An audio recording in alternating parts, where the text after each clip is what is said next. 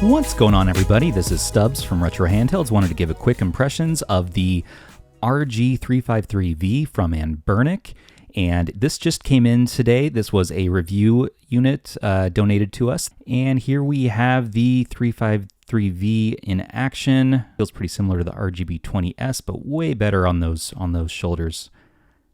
All right, we got a cord. And ooh, yeah, we got a wipe for doing our screen protector and our 64 gig SD card. And there's our screen protector and handy dandy colored instructions. This is something different. Let's talk about what we have on offer. This version comes with Android 11 and then a Linux system. It has 2 gigabytes of LPDDR4 RAM, 32 gigs of eMMC 5.1 plus 16 gigabyte TF SD card. It has a wired handle function, meaning I think those joysticks, multimedia network player, meaning it has Wi-Fi, and it has 5 gig Wi-Fi and 4.2 Bluetooth. It has a touchscreen, which is great, and it has those 4 different colorways there. So I got sent the black transparent, but they also have a gray, purple, and white color. All right, let's apply the screen protector, why don't we? So we take our wet wipe here, which is the number 1. I always like to do this right when I take it out of the box. Okay, clean off the screen, get our number 2, which is our dry wipe, and wipe off all the water there. Double check that we're not getting any dust. I always try to hold my breath during this part too, because I just blow dust and dog hair all over the place, I'm sure. And immediately get that screen protector out and pull the back cover as you're placing it down, ever so gently. Line up the screen protector, make sure it's even, and then kind of just gently let it fall down there. Then push out all the air bubbles and make sure it's nice and secure all the way around. I like to use a microfiber cloth to wipe this down. We have these available in our affiliate link from Waka. These are awesome. I always use this particular microfiber cloth with all my handhelds.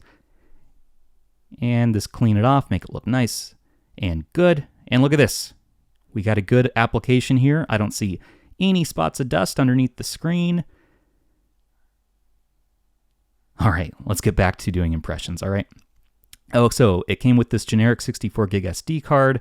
We're gonna wanna put that in. That has our legally gray area ROMs shipped from the factory. And we'll put this in the TF2 slot right there. Ready to go. The first slot is gonna be for the operating system if you wanna use Linux. So you pop that card out if you wanna swap to Android. And let's go ahead and check out how the system feels in the hands. ABXY feels really good, usual mushy Anbernic quality, same with the D-pad. These both feel just like the 353P. Start select, L3, R3, clickable, not entirely uncomfortable in that position. Here we have L1, R1, L2, R2.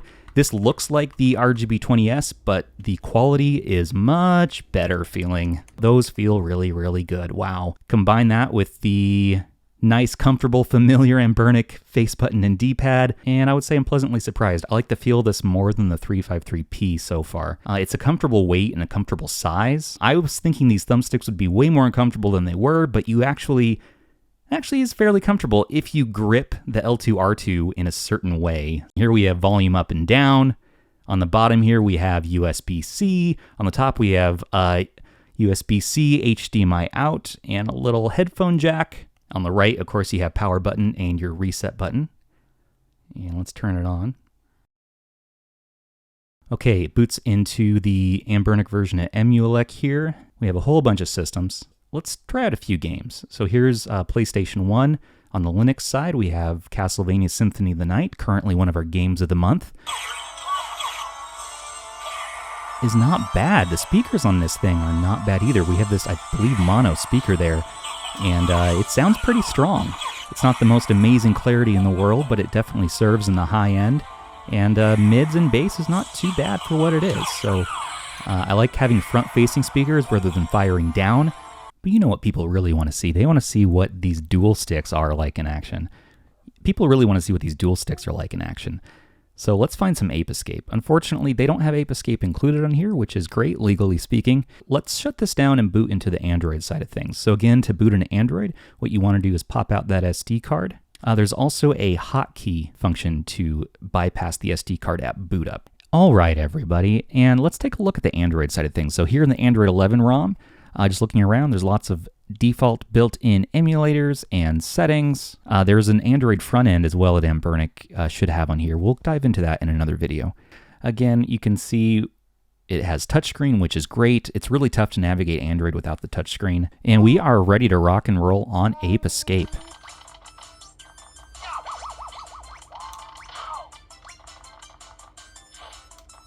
Surprisingly, this is not that uncomfortable. I really thought this was going to be just horrendous ergonomics.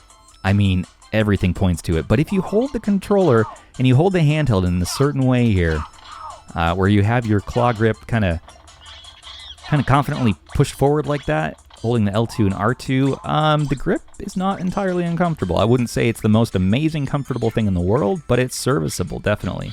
And I think I might prefer this over having them up top.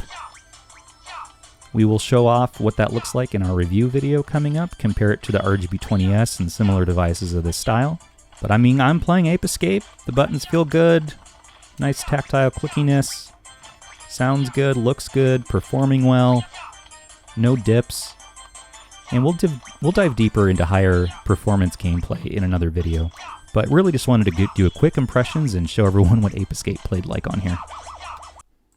Alright, and here's another PlayStation classic here. This is Apocalypse with the likeness of Bruce Willis in it. This is a game by Neversoft that ran on the Tony Hawk engine and actually came out before Tony Hawk. Kind of interesting. Anyways, I like to test it with this because it has great vibration function. So I'm testing out the vibration function. Once enabled, it works and feels good. Overall, first impressions are I'm pleasantly surprised by the device. Performs well.